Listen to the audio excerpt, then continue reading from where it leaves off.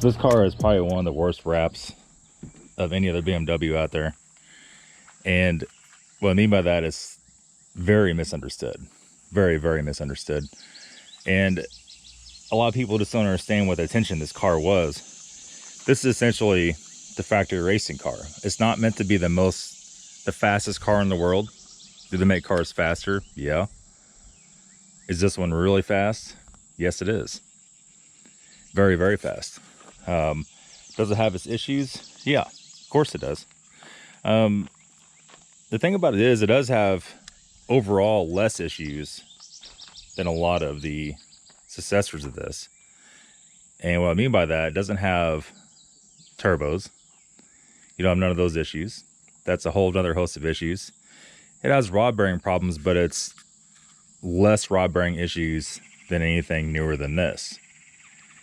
What I mean by that, you know that everything newer than 07, well, new in 2011, and BMW suffers with a whole plague of rod bearing issues.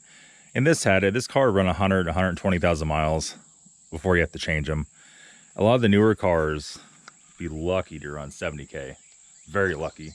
And we're seeing a lot more of them blowing up now at 70K and for sale. So there is that. So let's go and hop in this thing and let's take it for a drive, and I'll show you a little more what's going on with it. All right, do a little cold start. A little rough idle cold start. So this car is the only BMW, well, the first BMW and the last with the V10. There were some previous models that had V12, 7 Series, so on. But this car overall, it's an odd one. And I always call it, you guys hear me call it the novelty car a lot. And it really is a novelty car. I mean, you have to accept it for what it is.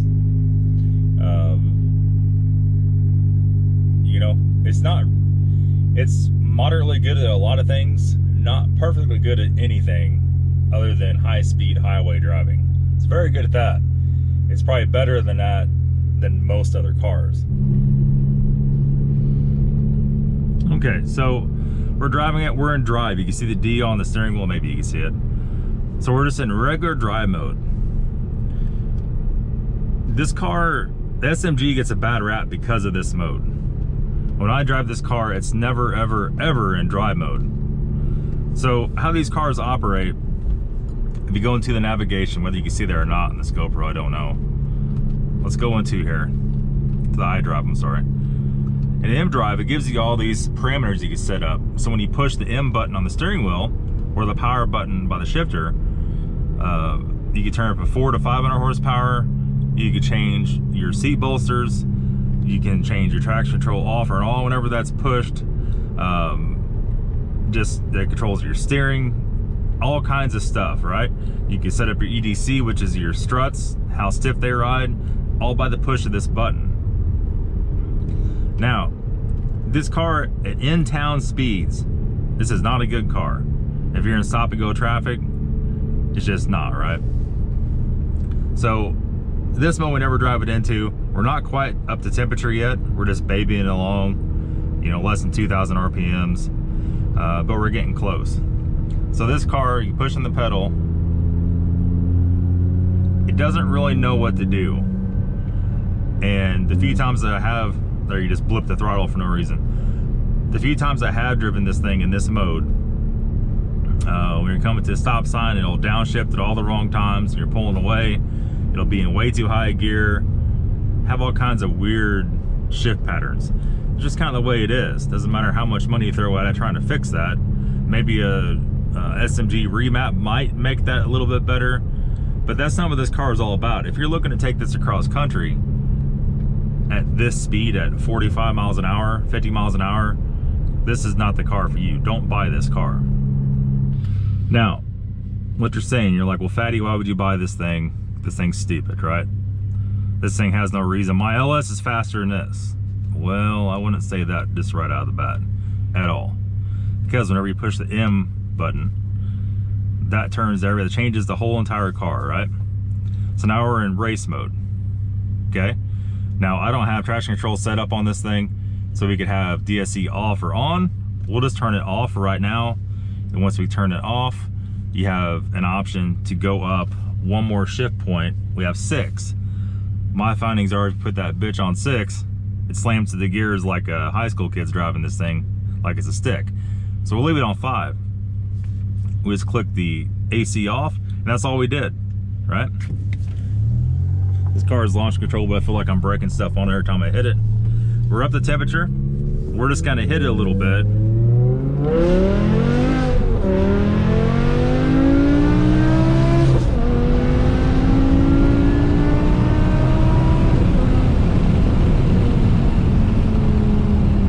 Okay, so we got to 30 miles an hour pretty quick. Right?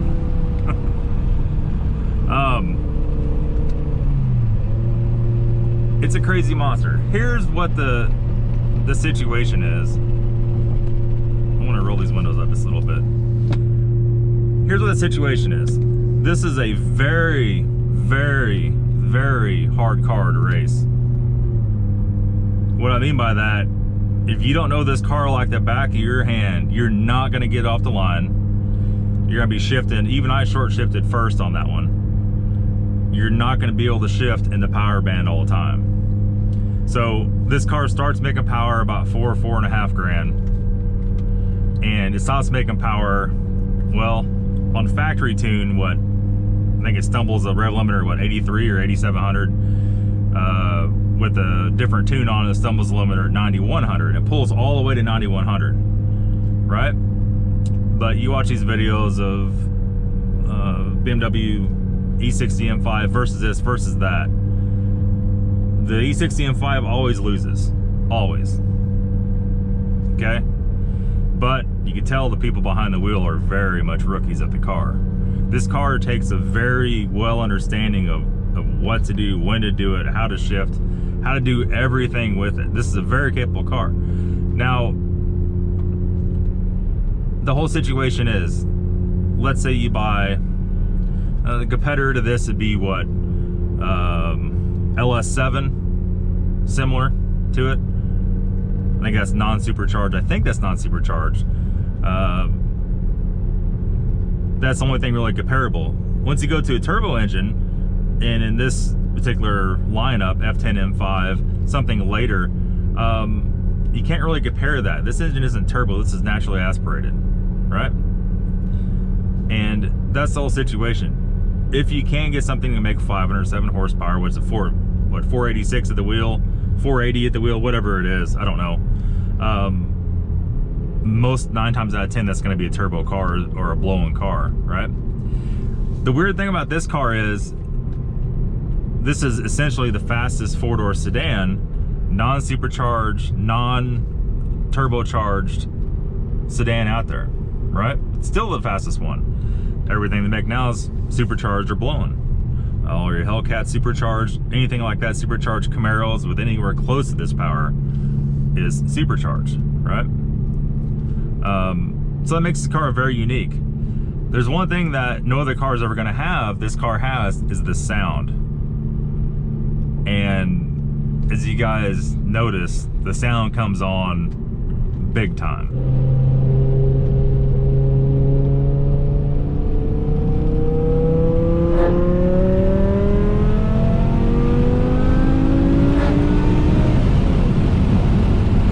It's a very scary car, and I'll tell you why that is. Because it's not small, it's not a Porsche, it's not anything like that. This is a big car. This is over a 4,000 pound car. So when it's propelling you at an alarming rate of speed, even though you have EDC, you have 3 different sets on your struts, what I've noticed, it will propel you in a corner faster than you want to be in, very quickly. And these little roads here, you know, you got a straight stretch for a little bit, then a corner, a straight stretch a little bit in a corner. A 2 or 3 or 400 horsepower car, you can run through the gears, you can have a little fun. But this thing, you go from 20, 30 miles an hour, hold it down for just a couple of seconds, you're going over 100. You can't make the corner at over 100. And that's a problem. This car in the wrong hands will literally put you 6 foot under in just a split second. And, you know, going through selling my black car, people looking at it, people interested in the blue car, a lot of them that watch the videos want this. And that's where it comes to a weird spot. When I go to sell this, which hopefully is no time soon, you got to be a little selective on who you sell it to, because, man, you don't want to be that guy to sell somebody a car and then you're getting that phone call a couple days later, right? And somebody didn't make it or whatever. And that's very possible to do that. You know, if you're just an old man like me just ripping around here, it's not that big a deal.